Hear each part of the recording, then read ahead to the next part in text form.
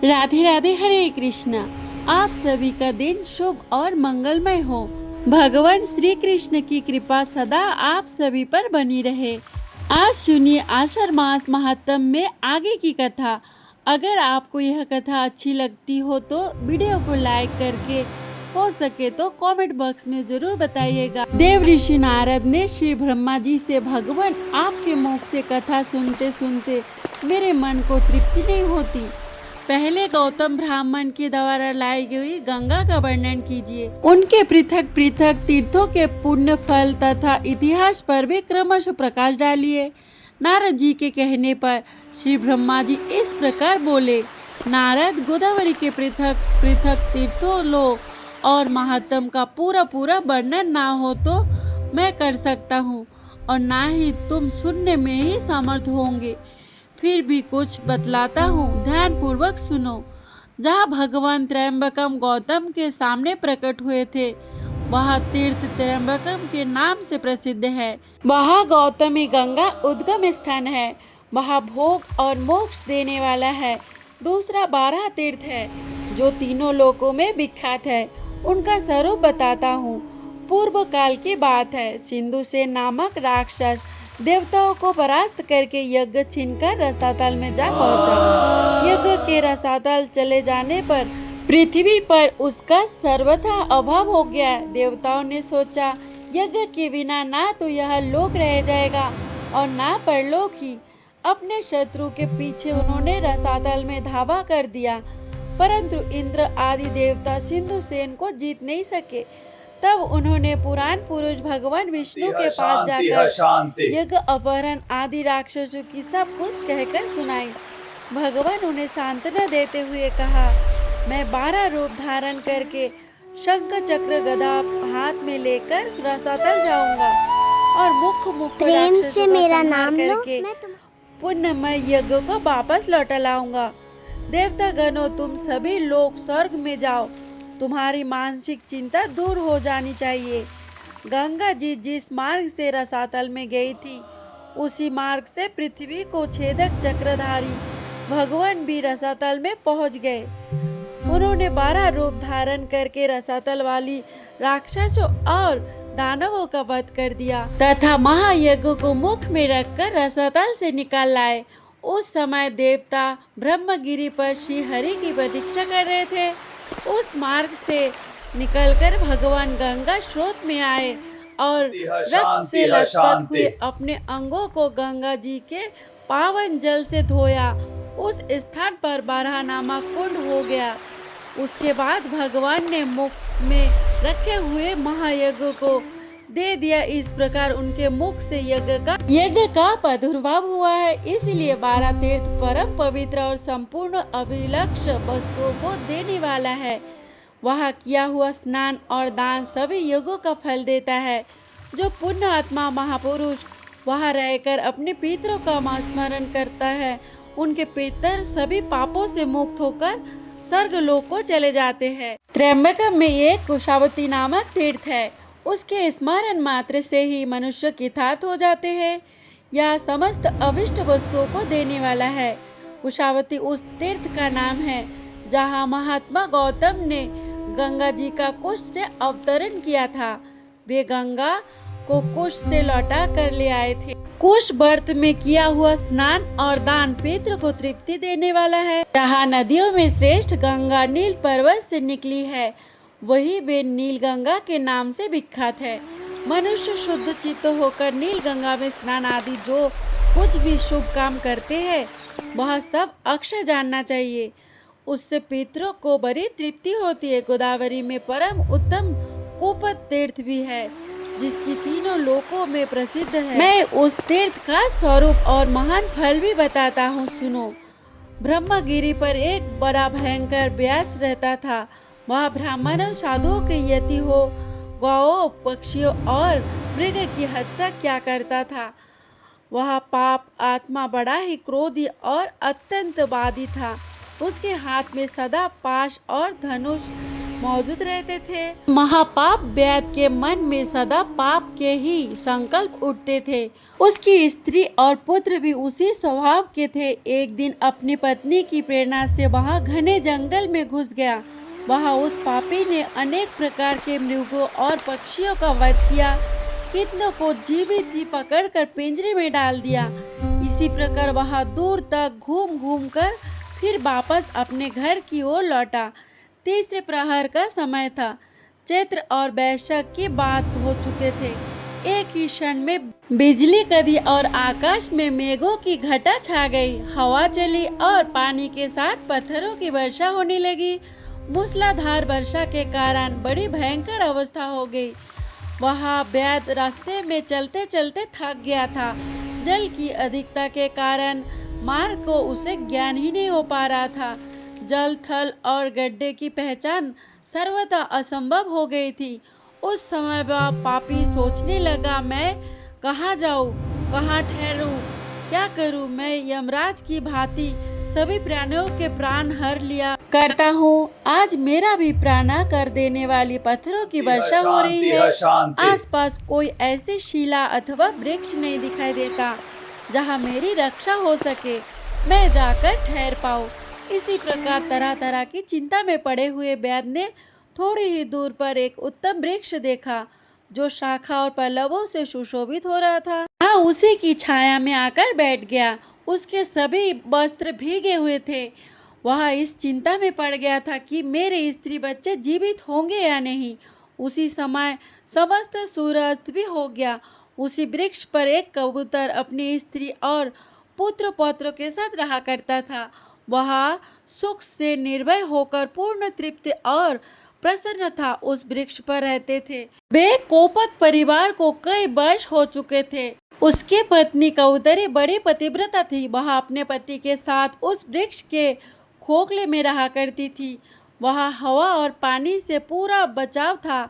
उस दिन देववंश कोपत और कोपो दोनों ही चुरा चुगनी के लिए गए हुए थे, किंतु केवल कोपत ही कोटकर उस वृक्ष पर आया। भागवत कोपत भी वही बद के पिंजरे में पड़ी हुई थी।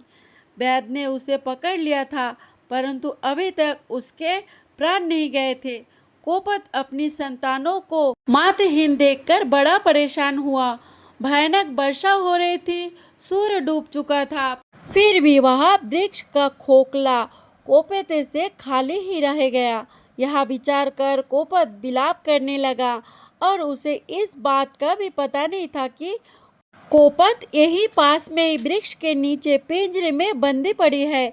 कोपत ने अपने प्रिय के गुणों का वर्णन आरंभ कर दिया। हाय मेरे हर्ष को बढ़ाने वाली कल्याणम कपूर, ना जाने क्यों अभी तक वापस लौट कर नहीं आई। वही मेरे धर्म की जननी है। उसके सहयोग से ही मैं धर्म का संपादन कर पाता हूँ। मेरे इस शरीर की स्वामिनी भी वही है। धर्म, अर्थ, काम और मोक्ष की सिद्धि में वही सदा मेरी सहायता भी करती है। मुझे प्रसन्न देखकर वह हंसती और खिन्न जानकर मेरे दुखों का निवारण भी करती। उचित सलाह देने वह मेरी सखी है। सदा मेरी आज्ञा के ही पालन में संलग्न रहती थी।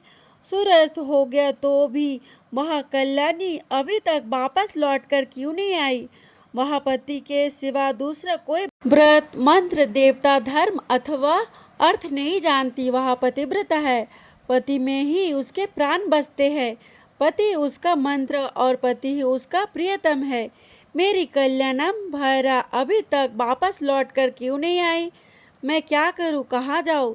मेरा यह घर किसके बिना आज जंगल सा दिखाई दे रहा है। इसके रहने पर भयंकर स्थान भी शोभा प्रसन्न और सुंदर दिखाई देता था। जिसके रहने पर यह घर वास्तव में घर कहलाता था। वह मेरी प्रिय पत्नी अब तक क्यों नहीं आई। उसके बिना जीवित नहीं रह सकूंगा। अपने प्रिय शरीर को भी मैं त्याग दूंगा, किंतु यह बच्चे क्या करे। ओह, आज मेरा धर्म लुप्त हो गया है। इस प्रकार विलाप करते हुए स्वामी के वचन सुनकर पिंजरे में पड़ी हुई कोपी बोली, हे खग, श्रेष्ठ, मैं यहाँ पिंजरे में बंदी हुई। महामते, यहाँ वैद मुझे जाल में फंसा कर ले आया है। आज मैं सुन्न हूँ और अनुग्रहित हूँ, क्योंकि पतिदेव मेरे गुणों का बखान करते हैं। मुझ में जो गुण है और जो नहीं है, उन सभी का मेरे पतिदेव गान कर रहे हैं। इसमें मैं निसंदेह कृतार्थ हो गई। पति के संतुष्ट होने पर स्त्री पर संपूर्ण देवता संतुष्ट हो जाते हैं। इसके विपरीत यदि पति असंतुष्ट हो तो स्त्रियों का अवश्य ही नाश हो जाता है। प्राणनाथ, तुम्ही ही मेरे देवता, तुम्ही। कोपत उस वृक्ष से नीचे उतर आया और पिंजरे में पड़ी हुई कोपो को पास आ गया। वहां पहुंचकर उसने देखा कि मेरी प्रिय जीवित है और वैद मृतक की तरह निश्चेष्ट हो रहा है। तब उसने उसे बंधन से छुड़ाने का विचार किया। कोपो ने रोकते हुए कहा, महाभाग, संसार का संबंध स्थिर रहने वाला नहीं है। ऐसा जानकर मुझे बंधन से मुक्त मत करो। इसमें मुझे वैद का अपराध भी जान नहीं पड़ता। तुम अपनी अधर्म बुद्धि को दंड करो। ब्राह्मणों के गुरु अग्नि है, सब बाणों का गुरु ब्राह्मण और स्त्रियों का गुरु उसका पति है, और सब लोगों का गुरु अभ्यागत है। जो लोग अपने घर पर आए हुए अतिथि को वचनों के द्वारा संतुष्ट करते हैं, उनके उन वचनों से वाणी की अधीश्वर सरस्वती देवी तृप्त होती है। अतिथि को अन्न देने से देवराज इंद्र तृप्त होते हैं। उनके पैर धोने से पितर, उसके भोजन कराने से प्रजापति, उसकी सेवा पूजा से लक्ष्मी सहित श्री विष्णु जी तथा उसके मुख पूर्वक शयन करने पर संपूर्ण देवता तृप्त हो जाते हैं। अतः अतिथि सबके लिए परम पूजनीय है। यदि सूर्यास्त के बाद थका मदा अतिथि घर आ जाए तो उसे देवता समझे, क्योंकि वह सब यज्ञों का फल स्वरूप है। थके हुए अतिथि के हाथ गृहस्थ के घर पर संपूर्ण देवता, पितर, अग्नि भी पधारे हैं।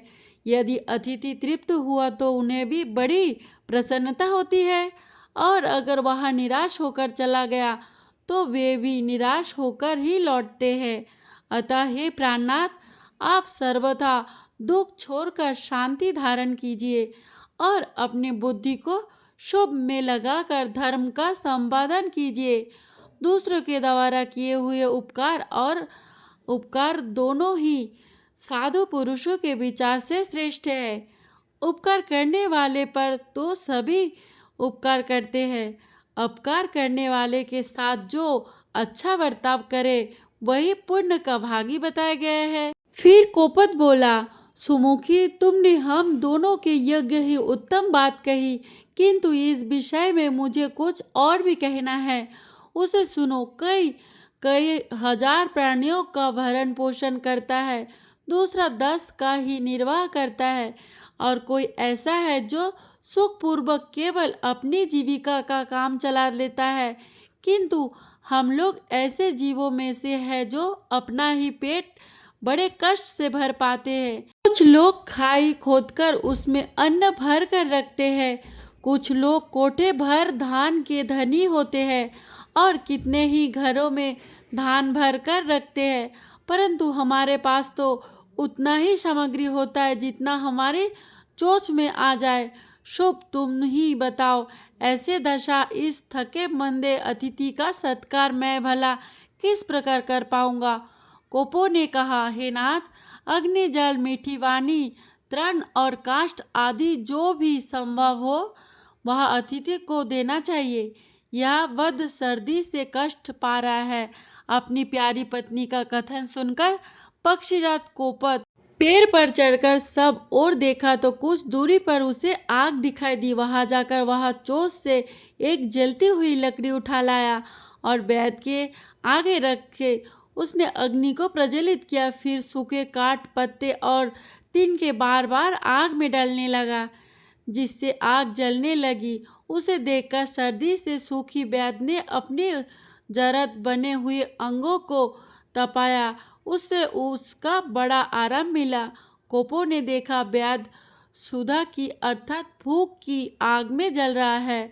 आज अतिथि यज्ञ कराऊंगा, ऐसा कहकर कोपत ने सबको शरण देने वाले भक्त वत्सल विश्वरूप चतुर्भुज महाविष्णु का ध्यान करते हुए अग्नि की 3 बार परिक्रमा की और फिर वैद्य से यह कहते हुए अग्नि में प्रवेश किया कि मुझे सुखपूर्वक उपयज्ञ में लाओ। कोपत ने अपने जीवन को अग्नि में होम कर दिया। यह देखकर ब्याज कहने लगा, ओहो, मेरे इस मनुष्य शरीर का जीवन धिक्कार देने योग्य है, क्योंकि मेरे लिए ही पक्षीराज ने यहाँ साहसपूर्ण कार्य किया है। इस प्रकार कहते हुए वैद्य ने कोपो से कहा कि महाभाग पतिदेव मुझसे दूर चले जा रहे हैं। उसकी बात सुनकर वैद्य सहम गया और तुरंत ही पिंजरे में पड़ी हुई कोपत को उसने छोड़ दिया। तब उसने भी पति और अग्नि की परिक्रमा करके किसी स्वामी के साथ चिता में प्रवेश करना स्त्रियों के लिए बहुत बड़ा धर्म है। वेद में इस मार्ग का विधान है और लोक में भी इसने इसकी प्रशंसा की है। जैसे सांप पकड़ने वाला मनुष्य सांप को बिल से बलपूर्वक निकाला जाता है, उसी प्रकार पति का अनुगमन करने वाली नारी पति के साथ ही स्वर्गलोक को जाती है।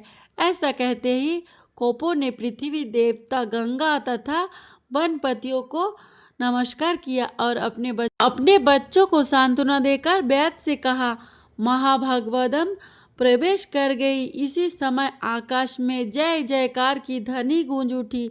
तत्काल सूर्य के समान तेजस्वी अत्यंत सुंदर विमान उतर आया। दोनों दाम्पति देवता के समान दिव्य शरीर धारण करके उस पर आरूढ़ हुए और आश्चर्य में पड़े हुए वैद्य से प्रसन्न होकर बोले, महामते, हम देवलोक में जा रहे हैं और तुम्हारी आज्ञा चाहते हैं। तुम अतिथि के रूप में हम दोनों के लिए स्वर्ग की सीढ़ी बनकर आए। तुम्हें नमस्कार है।